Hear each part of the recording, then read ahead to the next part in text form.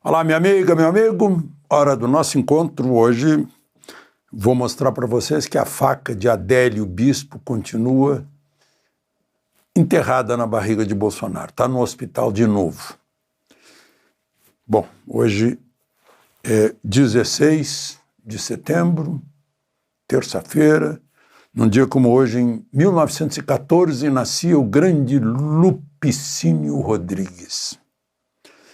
Lupicínio fez umas 25 músicas, mais da metade delas foram um sucesso absoluto no Brasil. Se acaso você chegasse, por exemplo, Vingança, Nervos de Aço, A Felicidade, e fez um hino do Grêmio Porto-Alegrense. Em 1953, eu tinha 12 anos, era torcedor do Grêmio.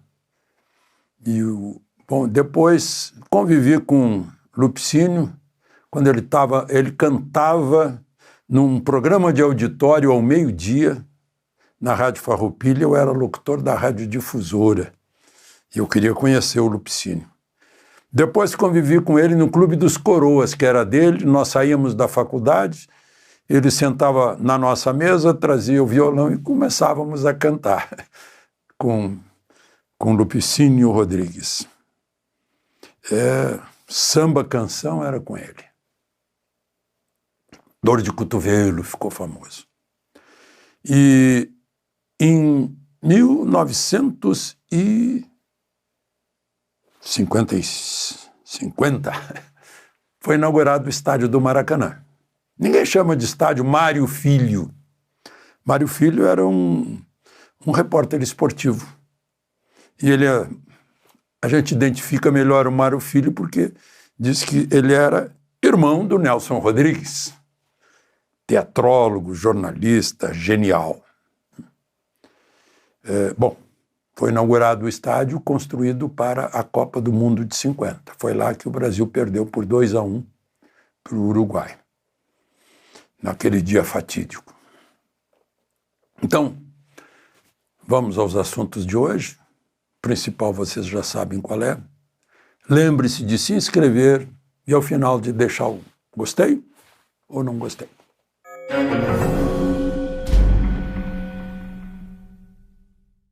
Pois, como eu disse, a facada de Adélio Bispo continua provocando estragos na saúde de Bolsonaro.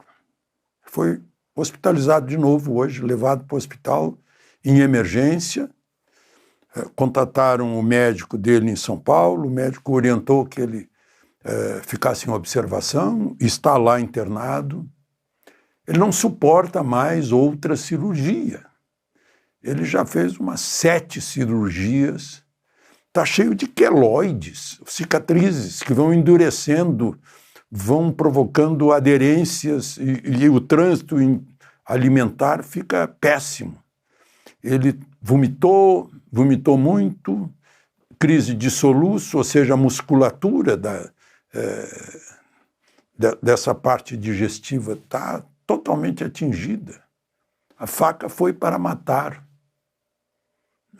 E interessante que até hoje não é só o Adélio, não?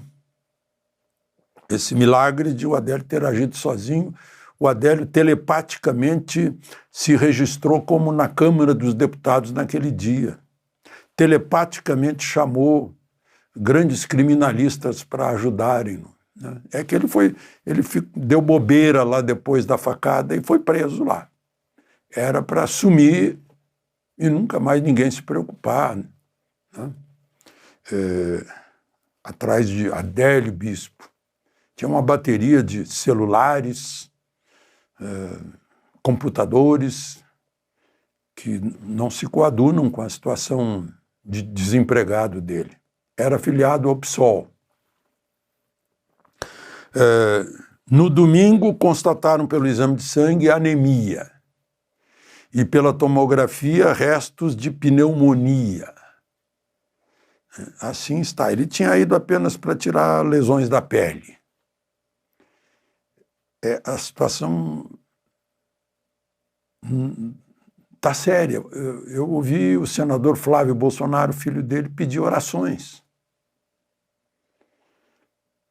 E ainda por cima, o Tribunal Regional Federal de Porto Alegre aplicou uma multa de 1 milhão em Bolsonaro, porque ele fez uma brincadeira com um seguidor dele, um apoiador que estava com o cabelo Black Power. Ele perguntou: o que você está criando aí dentro? Tem barata? Alguma coisa assim. E o apoiador foi entrevistado, depois, não me senti ofendido, estava brincando comigo e tal, não tem problema nenhum. Mesmo assim, o Ministério Público Federal, mais a Advocacia Geral da União, entraram contra Bolsonaro numa ação civil, né, aquela ação coletiva para defender o interesse coletivo, né? Não tinha, o ofendido não estava ofendido, né? Ação civil pública. E aí ele foi condenado, e a União também foi condenada a pagar 1 milhão, eles queriam 5 milhões. Né? A decisão foi tomada numa turma, né? O do cabelo se chama Michael Sullivan, só para vocês identificarem bem, pesquisarem para ver se não foi isso.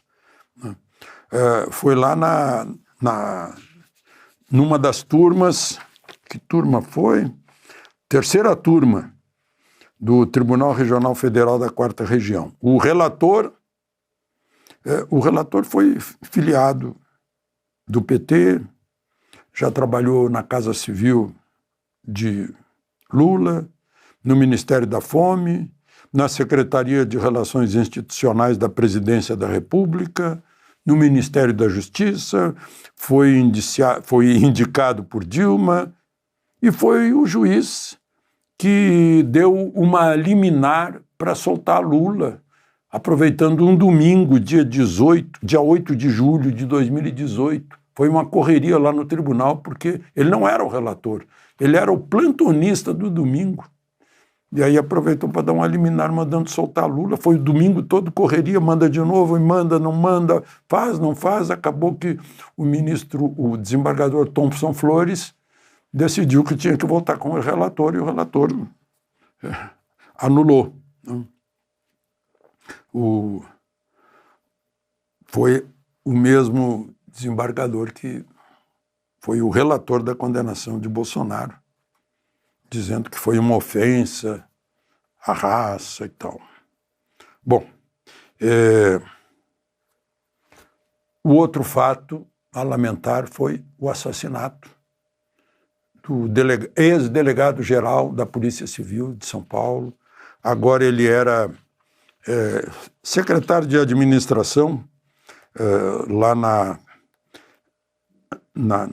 no litoral de São Paulo, e o delegado Rui Ferraz Fontes, lá em Praia Grande, teria sido morto por gente do PCC. Ele foi quem indiciou Marcola. Marcola está preso numa prisão de segurança máxima federal em Brasília, mas estão atribuindo a ele a ordem, ou ele, como secretário de administração, bloqueou algum interesse do PCC na prefeitura de Praia Grande.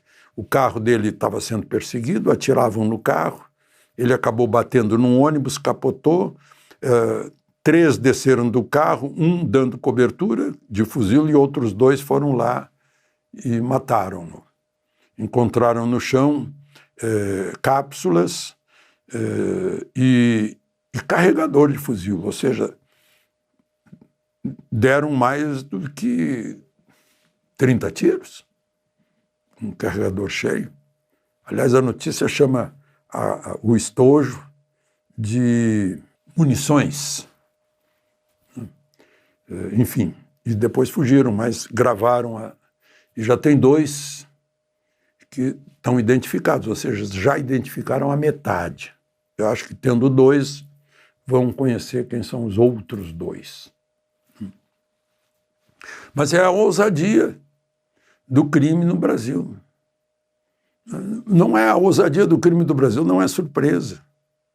Só está mostrando que Lula faz discurso de soberania, mas o Estado brasileiro está perdendo para o crime organizado, que tem, eu já falei aqui, está discutindo poder sobre a navegação de rios amazônicos.